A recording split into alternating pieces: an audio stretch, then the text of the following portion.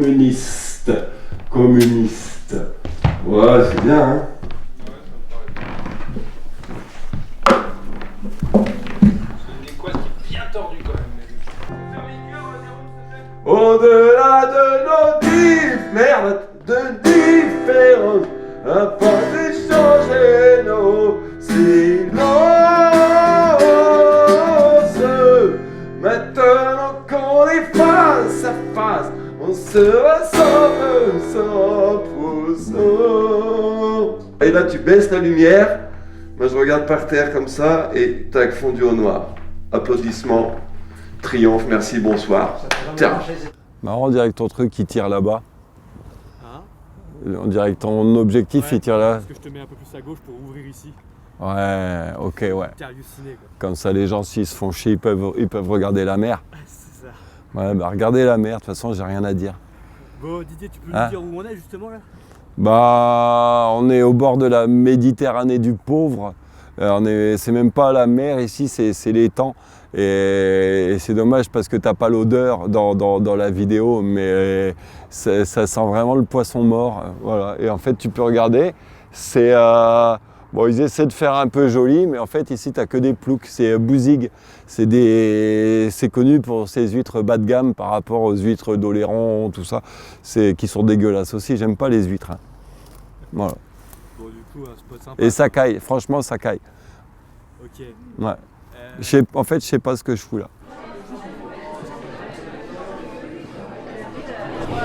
Tu le sens comment ton public là? Bah regarde, ça pue la thune, t'as vu ça? Regarde, lui, il s'est fait une petite banane, c'est bien.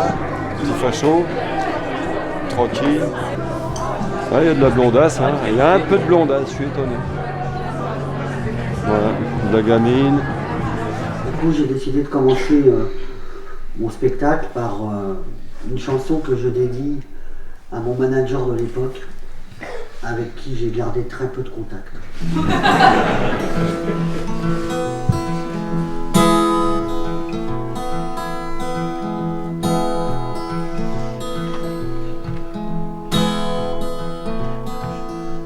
Je suis un garçon doux et tendre, je ne me suis jamais battu.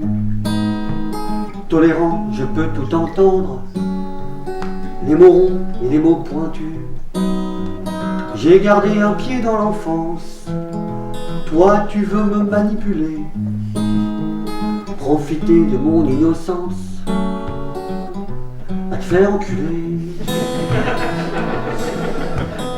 Bah, les 2 dernières années, comment te dire, moi ça fait 20 ans que je tourne, donc franchement, prendre un petit peu de vacances, on était tous contents, hein. Tu sais, nous les artistes, on est payés par le chômage. Une fois qu'on est professionnel, on est intermittent du spectacle, c'est-à-dire qu'on est payé par le chômage. Bon, ben là, on n'avait plus trop les cachets, mais on n'avait que le chômage, donc on est payé à rien foutre. Et ce qui est pour nous une bonne raison de fermer nos gueules, hein. C'est pour ça qu'aucun artiste bronche vraiment par rapport à tout ce qui se passe. On est payé, donc on n'a aucune raison de pleurer. Hein.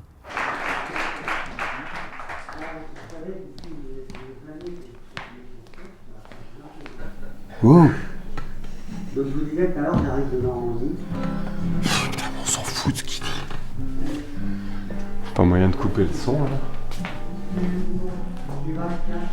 On a dit 20 minutes, là il fait 22. Demain il fera 26. Tu lui donnes ça le mec, tu vois. J'ai plus envie d'y aller. J'ai plus envie d'y aller, démerdez-vous. J'ai plus envie. Je ne jouerai pas. Tiens, tu peux allumer 2 secondes, s'il te plaît. Voilà, tiens, dégage. Je vais être franc avec vous. Hein. Moi, les 3 dates à Montreuil, c'est pas moi qui ai insisté pour que ça se fasse. Okay. Non mais franchement, regardez vos gueules.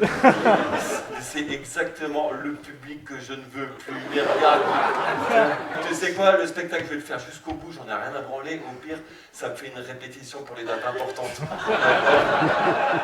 Putain, mais rigolez quand c'est marrant. Ta gueule, je te jure que...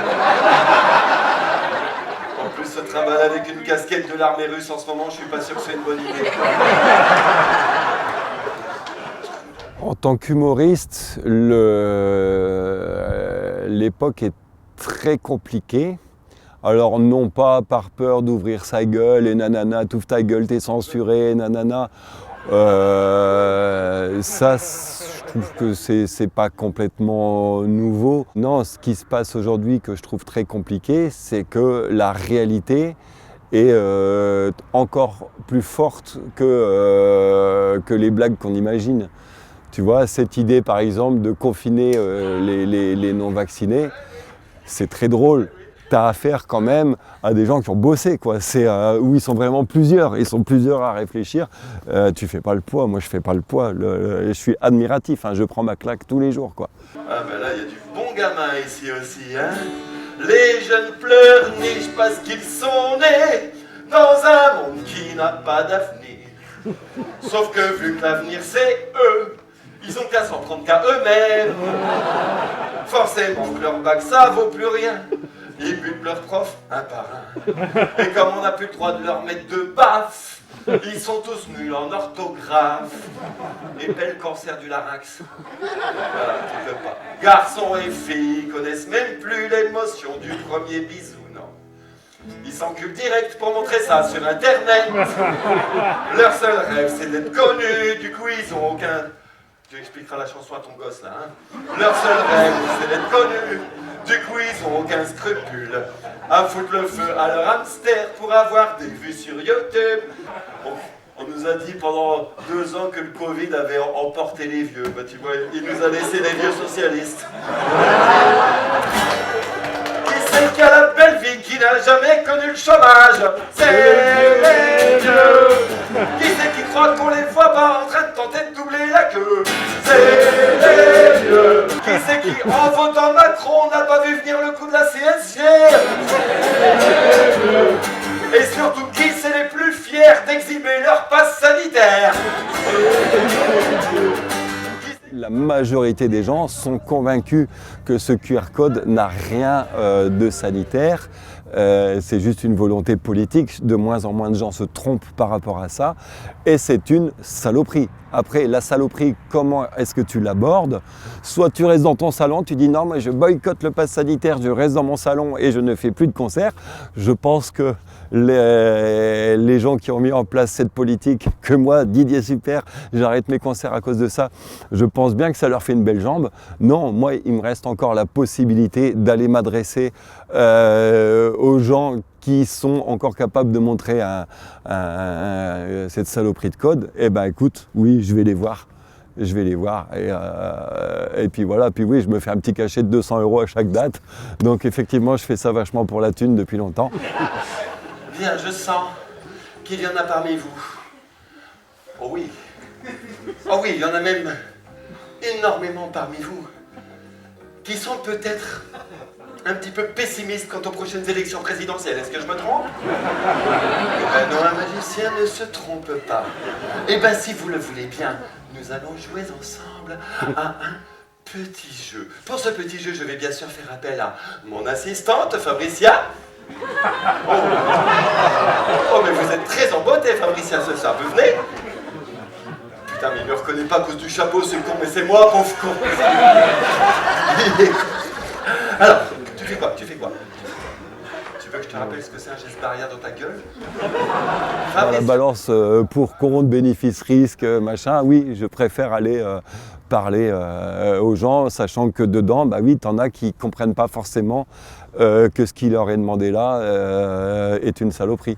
Je pense que quand ils ressortent d'un de mes spectacles, ils en sont un peu moins convaincus. Nous avons Héloïse, nous avons Camille et nous avons Vincent. Ce sont vraiment vos prénoms? Mesdames et messieurs, y aurait-il de la magie dans l'air, hein, puisque j'ai l'impression que je t'attendais Héloïse, je t'attendais Camille, et Vincent est rentré avec le pass sanitaire de Aurélien. Voilà. Eh ouais, un chapeau de magie Lidl, une cape de magie Lidl, mais on fait de la vraie magie dedans. Allez, peut-être que contrairement à ce que je vous disais à l'instant, t'es comme un con, hein? Peut-être que contrairement à ce que je vous disais À l'instant. Oui, il est mal à l'aise. Je me souviens avoir vu passer une intervention du grand Jacques Attali, qui n'a pas perdu une élection quand même depuis 81, qui incitait les artistes à se préparer à continuer leur métier à travers le live stream. Pas mal ça. C'est des opportunités. Hein. C'est une opportunité, ouais, effectivement. Mais je crois que je préfère. Je crois que je préférerais faire autre chose à ce moment-là, mais quelque chose que j'aime pas. Comme, je sais pas, peut-être que j'irais faire de la musique dans les écoles pour les enfants. Non. Attends, qu'est-ce qu'on pourrait faire T'as le thème. Ouais. Ils ont niqué l'économie de toute la planète pour pas qu'on chope un rhume tous en même temps. Mais j'en ai rien à foutre. Tout ça pour que les vieux puissent continuer de vivoter jusqu'à la prochaine canicule. J'en ai rien à foutre. Aujourd'hui, il n'y a plus que le gouvernement qui a le droit de propager des fake news. Parce que sinon, on s'y retrouve plus. J'en ai rien à foutre. Finalement, des morts, il n'y en aura pas eu tant que ça. Comme quoi, même les virus chinois, c'est de la mauvaise qualité. Rien à foutre. De tous les comiques du moment, c'est la République en marche, les champions. Ça se fait chier. À peine je me trouve un faux pass sanitaire à 500 balles sur internet qu'ils ont lancé la 3e injection. Ça aussi, ça fait chier. Aujourd'hui, si t'as ton nez qui coule, faut que tu consultes à l'hôpital. Eh bien dis donc, ils ont bien changé depuis le nuage de Tchernobyl. En Ukraine. Ah, faute. Alors moi, tous les gens qui disent que le pass sanitaire, ça n'a rien de sanitaire, c'est uniquement politique.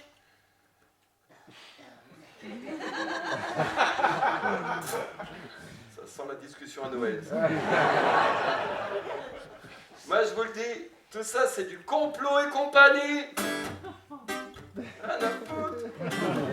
Mais peut-être que si les juifs, ils avaient été un peu plus complotistes en 42, peut-être qu'aujourd'hui, ils seraient un petit peu plus nombreux. Rien à foutre. Putain, les pharmaciens, ils ont tous une bagnole neuve grâce au vaccin. Ça fait chier. Ah ben non, on en finit avec ça, le prix de virus, qu'on enchaîne déjà avec les Russes. Et ça, franchement, ça va être un tout petit peu fatigant. Résister, pour moi, c'est mourir dignement.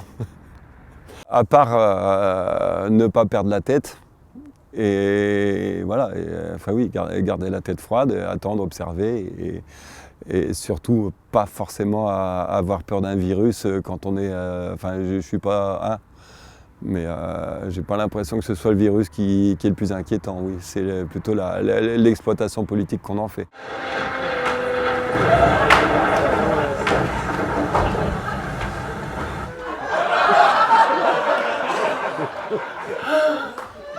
Salut la compagnie.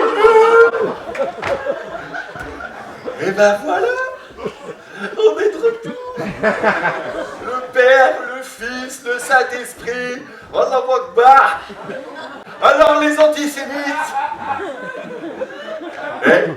Ça commence à sentir la fin du monde là, hein? T'as vu ça, le président russe qui a envahi son propre pays là, hein? Sans parler de tout ce qui va arriver, pénurie d'eau, pandémie, là, sans parler des étudiants qui se suicident parce que maintenant il faut un QR code pour aller au McDo. Oh quel monde de merde. Mais forcément, quel monde de merde. On dit toujours, et Dieu créa le monde à son image. On est d'accord, hein?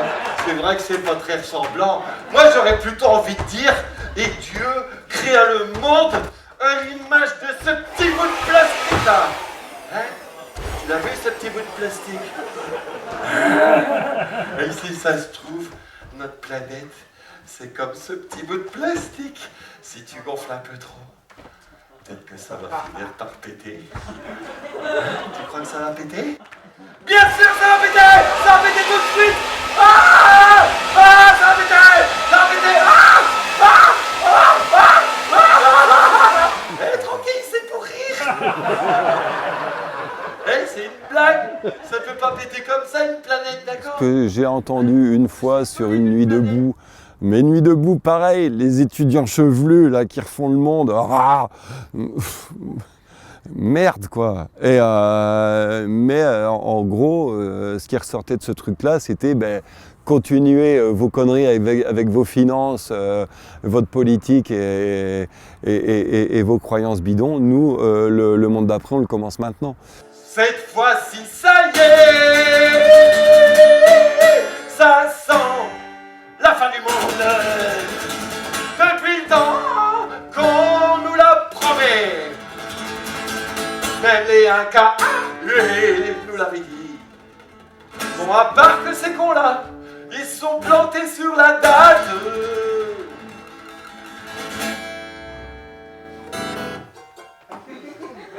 Désolé, ça je suis obligé de le faire. J'ai demandé une subvention européenne à la musique expérimentale. Et le problème c'est que je l'ai eu. C'est bon, tac, tac, tac, paf, paf, tac, paf, voilà. Oh, c'est génial. Ça va bien me faire enculer. Sachez que si la planète devient un four un jour, moi, ça me fait pas peur. Mourir de soif ou asphyxier, ça non plus, ça me fait pas peur. Mourir de la myxomatose parce que mon stock de boîtes de conserve il est périmé dans ma cave, ça me fait pas peur. Mourir du Covid-19, même si entre nous, ça me paraît franchement plutôt peu probable. Ça non plus, ça me fait pas peur. Non, moi, ce qui m'inquiète vraiment, le truc qui me fait franchement pas rire, le truc qui me fait le plus flipper, qui serait vraiment le pire du pire, ça serait de survivre en faisant de la permaculture.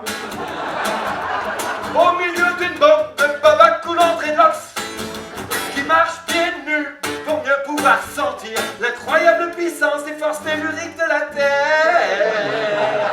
Et quand tu les traites de tarlouse, calmement, ils t'expliquent qu'on est tous les enfants de la même énergie cosmique. Et après, ils éclatent de rire tellement pour eux, c'est évident qu'en les insultant, eux, du coup, je m'insulte aussi moi-même. Si c'est ça le futur, mais en fait, on est coincé quoi. Entre les drones qui surveillent, qui peuvent te reconnaître à ta démarche, et moi j'ai une démarche de bâtard, mais je me fais cramer en pleine forêt, ou alors bouffer des graines. Putain, je pensais pas parler de ça aujourd'hui, mais y a personne qui vend un gun.